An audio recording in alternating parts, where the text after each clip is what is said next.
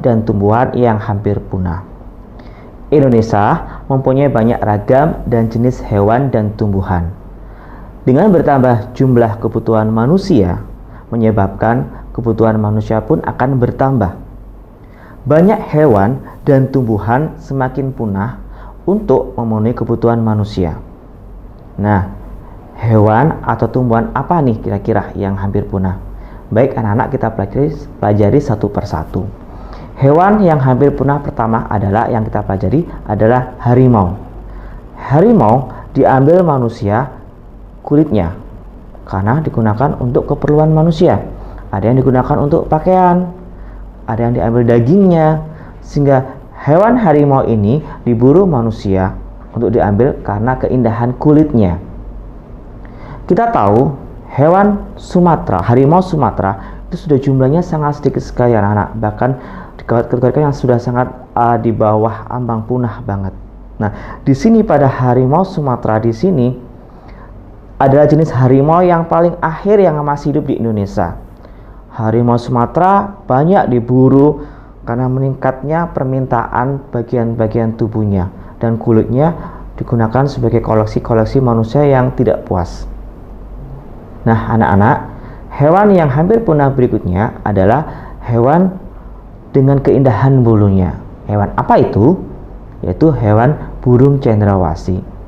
Burung cendrawasih yang terkenal dengan keindahan bulunya diambil manusia untuk koleksi pribadinya, untuk dijual di dalam perdagangan.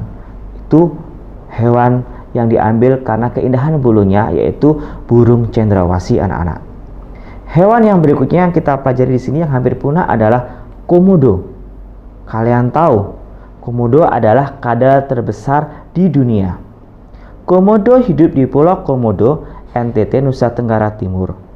Komodo ini banyak diburu oleh manusia yang serakah. Padahal kita tahu komodo itu membutuhkan waktu lama untuk pertumbuhannya. Komodo membutuhkan sekitar 5 tahun untuk tumbuh sampai sepanjang sekitar 2 meter. Nah, komodo sendiri dapat hidup sekitar 30 tahun. Nah, sayangkan kalau kita tidak dapat melihat hewan komodo. Padahal hewan komodo adalah hewan sejenis purbakala. Nah, anak-anak, hewan yang hampir punah berikutnya, di sini kita mengenal burung yang asalnya dari Bali, yaitu burung jalak Bali. Burung jalak Bali hampir sama dengan cendrawasih. Dia diburu karena dengan bulunya yang sangat indah, dengan bulu putih yang indah dan jambul di kepalanya yang cukup panjang. Dia hidup endemik di daerah Bali. Burung jalak Bali jumlahnya sudah sangat sedikit anak-anak, karena tadi banyak diburu manusia untuk koleksi, diperdagangkan atau diperjualbelikan. Hewan yang berikutnya anak-anak, di sini kita akan mempelajari yaitu penyu hijau dan kura-kura berleher ular. Pada hewan penyu hijau anak-anak, jumlahnya semakin berkurang dan terancam punah. Penyebabnya adalah banyak pantai-pantai yang sudah rusak dan sudah tercemar. Pada hewan penyu hijau di sini dapat ditemukan di pantai Pangumbahan dan Suaka Makassar di Cikepuh, Sukabumi, Jawa Barat. Nah, selain penyu hijau, ada lagi tadi yang saya bilang adalah kura-kura yang berleher ular. Kura-kura yang berleher ular ini sudah sangat terancam punah anak-anak, karena banyak diburu dan dijual di luar negeri. Sama, dia juga membutuhkan pendampingan yang sangat lama. Baik anak-anak, hewan yang berikutnya yang hampir punah adalah burung maleo. Burung maleo di sini burung yang hanya ditemukan di hutan Sulawesi anak-anak. Telur burung ini 5 kali lebih besar daripada telur ayam. Nah, burung ini terancam punah karena banyak faktor. Banyak yang hutannya rusak, banyak telur burung yang diambil, dan burung pun anak burung yang masih belum besar sudah diperjualbelikan dan banyak diburu sama masyarakat sekitar. Nah, hewan yang berikutnya anak-anak di sini kita mempelajari yaitu burung kakak tua jambul kuning. Burung kakak tua jambul kuning banyak diperdagangkan di daerah Jawa dan Bali, bahkan di Singapura. Jumlah semakin hari pada burung kakak tua jambul kuning ini anak-anak semakin berkurang. Banyak burung jambul kakak tua kuning ini anak-anak itu banyak dicari karena keindahan bulunya dan keunikan pada burung kakak tua jambul kuning. Nah, itulah tadi anak-anak golongan-golongan hewan yang terancam punah. Nah, tidak hanya hewan saja anak-anak. Di sini Bapak akan membahas yaitu tumbuhan-tumbuhan yang hampir punah. Tumbuhan hampir punah ini apa saja kira-kira? Baik, tumbuhan yang hampir punah di sini yang pertama adalah bunga bangkai anak-anak. Bunga bangkai. Nah, bunga bangkai ini mempunyai tinggi bunga yang dapat mencapai 2 meter anak-anak. Tinggi sekali kan? Dan lebar mahkotanya itu sekitar 1,5 meter pada saat mekar. Tumbuhan langka ini berwarna merah dan berbau busuk ketika mekar, maka sering disebut sebagai bunga bangkai. Bunga bangkai juga termasuk golongan insektivora karena dia membutuhkan serangga diambil nitrogennya untuk kebutuhannya. Itu bunga bangkai. Baik anak-anak, untuk bunga yang hampir punah atau tumbuhan yang hampir punah berikutnya yang kita bahas kali ini adalah cendana. Cendana adalah tumbuhan yang banyak ditemukan di daerah NTT, Nusa Tenggara Timur. Tumbuhan ini menghasilkan bau harum pada batang dan akarnya, sehingga manfaat-manfaat yang banyak ini diambil manusia sehingga banyak punahnya untuk tumbuhan cendana. Itu tumbuhan yang kedua anak-anak. Nah, tumbuhan yang berikutnya yang hampir punah anak-anak di sini yang kita pelajari adalah Rafflesia arnoldi. Rafflesia arnoldi banyak yang menyatakan sama dengan tumbuhan bunga bangkai. Beda anak-anak. Tumbuhan Rafflesia arnoldi merupakan bunga yang terbesar di dunia. Bunga ini melakukan bau yang tidak sedap seperti bangkai juga untuk menarik serangga sebagai sumber bahan makanannya yang diambil nitrogennya. Itu bunga Rafflesia arnoldi. Karena penemunya adalah Rafflesia arnoldi, maka bunga itu disebut sebagai bunga Rafflesia arnoldi. Baik anak-anak, tumbuhan yang hampir punah yang terakhir kali ini adalah yang saya bahas adalah kantong semar. Tumbuhan kantong semar banyak ditemukan di daerah rawa-rawa yang kurang unsur nitrogennya. Nah, karena kurang unsur nitrogennya, maka tumbuhan kantong semar ini anak-anak, dia termasuk golongan insektivora. Dia pemakan serangga. Karena pemakan serangga, dia diambil nitrogennya untuk kebutuhan hidupnya. Nah, tumbuhan kantong semar ini banyak diambil atau diburu sama manusia karena digunakan untuk obat-obatan. Nah, anak-anak, itulah tadi tumbuhan dan hewan yang hampir punah.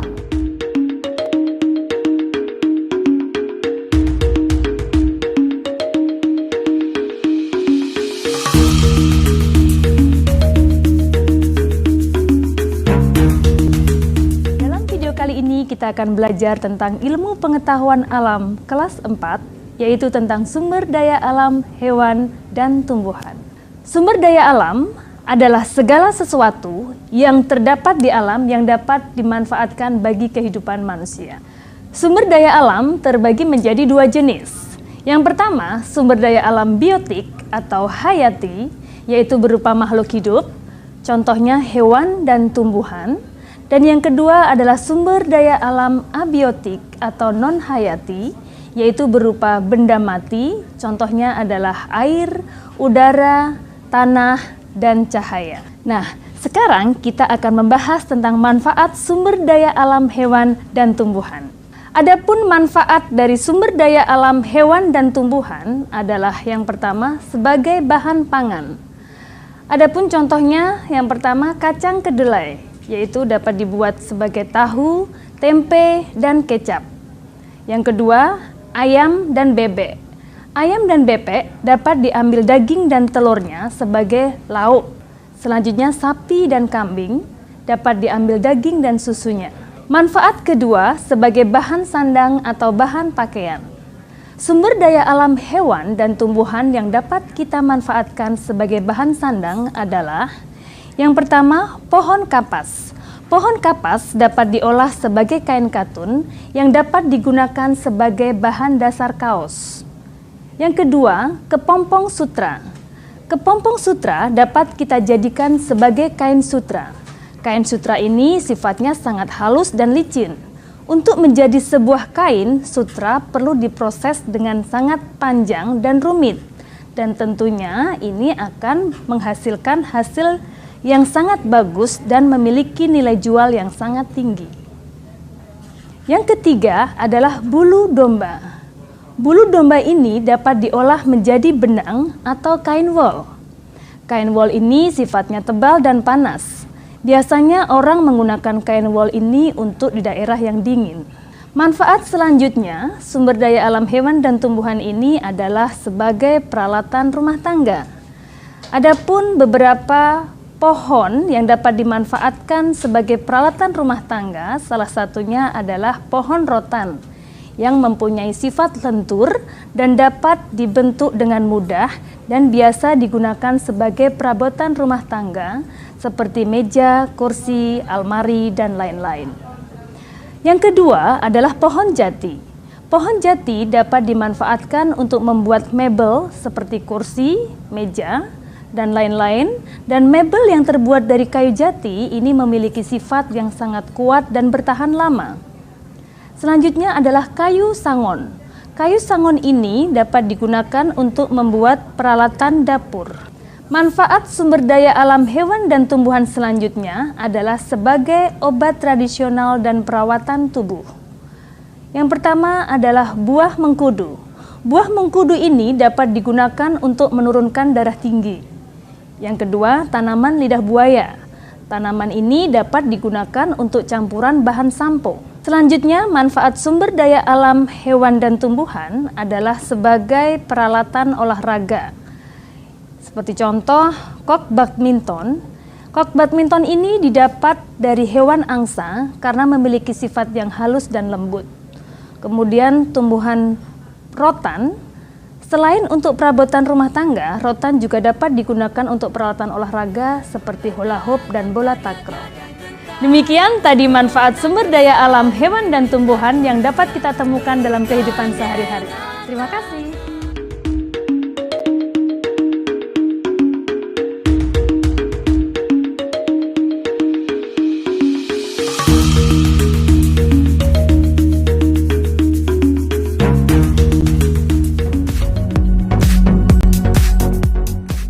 Indonesia merupakan negara yang sangat terkenal dengan kekayaan alamnya.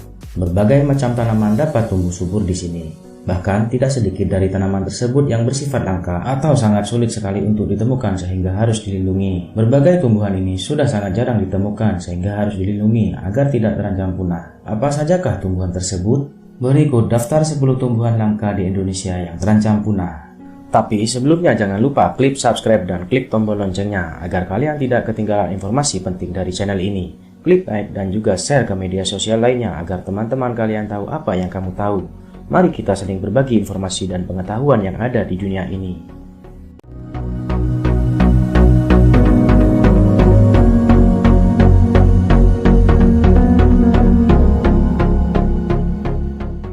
Satu, bunga bangkai. Bunga bangkai merupakan bunga raksasa yang sangat unik karena dapat mengeluarkan bau busuk seperti bangkai. Bau busuk tersebut sebenarnya bertujuan untuk mengundang kumbang dan lalat agar hinggap dan membantu proses penyerbukan. Bunga ini tumbuh tinggi menjulang ke atas hingga bisa mencapai 4 meter. Ketika mekar, bagian luarnya berwarna putih krem, sedangkan mahkotanya berwarna merah tua keunguan. Bunga ini hanya akan mekar selama 7 hari hingga kemudian mati dan tumbuh kembali. Bunga bangkai berbunga pada rentang waktu yang cukup lama, bisa sekitar 5 tahun sekali. Habitat asli bunga ini ada di hutan Sumatera. Akan tetapi saat ini sudah mulai banyak dilestarikan di daerah lainnya, seperti di Taman Hutan Raya, Bandung.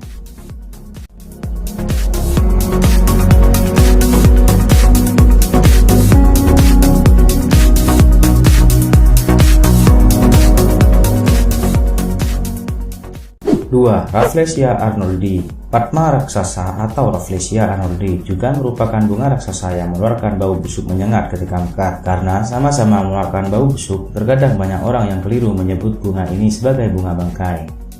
Rafflesia arnoldi tumbuh melebar ke samping dan bukan meninggi seperti bunga bangkai. Ketika bunganya mekar, diameternya bisa mencapai 1 meter dengan berat hingga 10 kg. Masa tumbuh hingga sampai mekarnya adalah sekitar 9 bulan. Bunga ini hanya akan mekar selama 7 hari sebelum kemudian layu dan mati. Bunga Rafflesia arnoldi hidup menumpang pada tumbuhan lain, maka dari itu habitatnya sangat tergantung pada adanya tumbuhan inang. Saat ini populasi bunga ini semakin menyusut karena habitatnya yang semakin sempit karena adanya alih fungsi hutan menjadi area pertanian, pemukiman, ataupun pertambangan.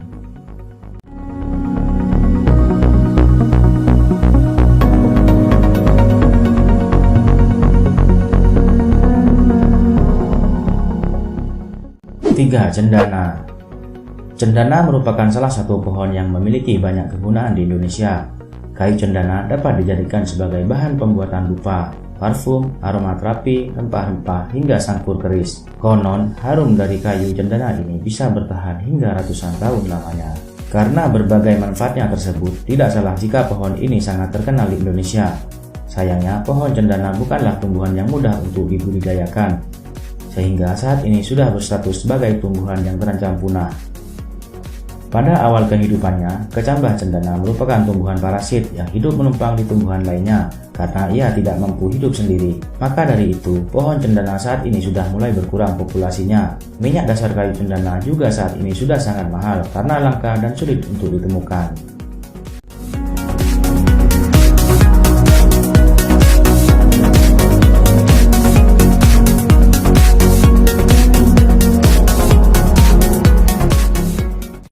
Damar.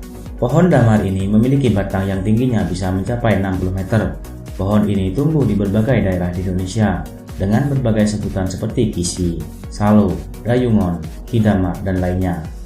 Selain kayunya, pohon ini dimanfaatkan getahnya. Getah pohon damar dapat digunakan sebagai bahan pembuatan kopal.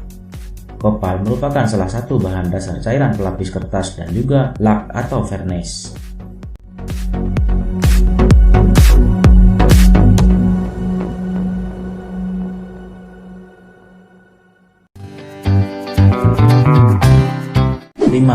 Kantong semar. Kantong semar merupakan tanaman yang sangat unik karena dapat memangsa berbagai serangga di dekatnya seperti lalat, lebah, dan lainnya. Tumbuhan karnivora ini sudah cukup langka sehingga harus banyak dibudidayakan agar tidak cepat punah. Kantong semar sendiri baru bisa memangsa serangga ketika usianya sudah dewasa. Ia akan membuka kantungnya agar ada serangga yang masuk ke dalamnya. Jika sudah ada yang terjebak, maka kantungnya akan langsung tertutup untuk mulai mencerna serangga tersebut.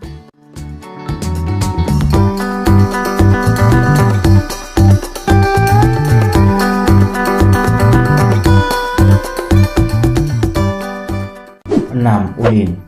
Pohon ulin atau sering disebut juga sebagai bulian atau kayu besi merupakan tumbuhan khas Kalimantan.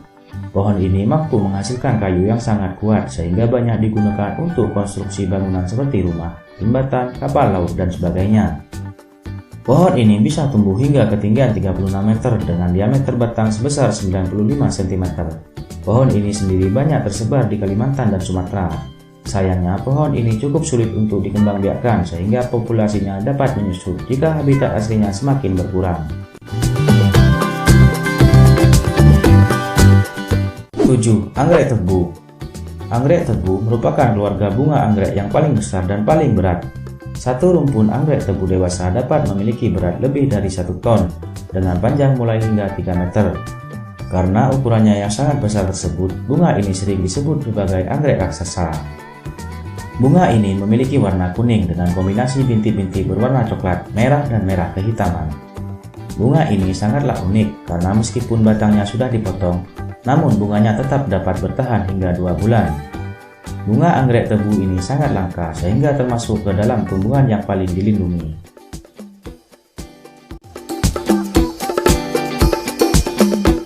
8. Tenggawang.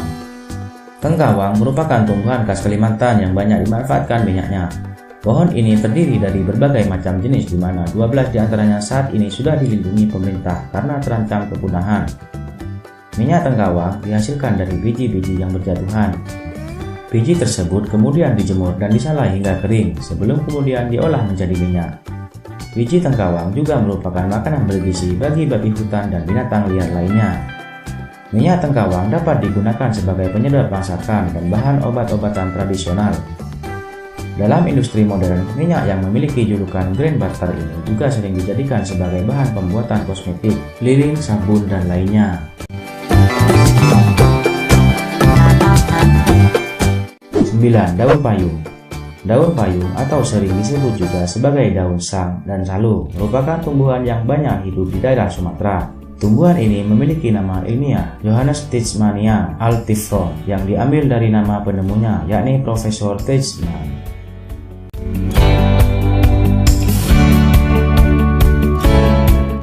10. Edelweiss Jawa. Edelweiss Jawa atau bunga senduro merupakan salah satu jenis bunga yang saat ini sudah sangat kritis keberadaannya. Bunga ini banyak hidup di daerah pegunungan di Jawa. Bahkan bunga ini biasanya menjadi tanaman yang pertama tumbuh setelah terjadinya erupsi gunung berapi. Bunga Edelweiss Jawa dapat tetap terlihat segar meskipun sudah dipetik dari tangkainya. Hal tersebut membuat banyak pendaki yang mengambil bunga ini sebagai kenang-kenangan. Hasilnya, populasi bunga ini menurun drastis dan kini sudah diambang kepunahan. Bunga ini biasanya mulai bermekaran pada bulan April hingga Agustus. Bunga ini dapat memiliki usia hingga 100 tahun dengan tinggi batang hingga 8 meter. Lebih dari 300 serangga yang hinggap dan menghisap madu dari bunganya. Saat ini Anda masih dapat melihat Edelweiss Jawa di beberapa lokasi seperti Gunung Papandayan, Gunung Gede, Gunung Pangrango, dan Gunung Rinjani.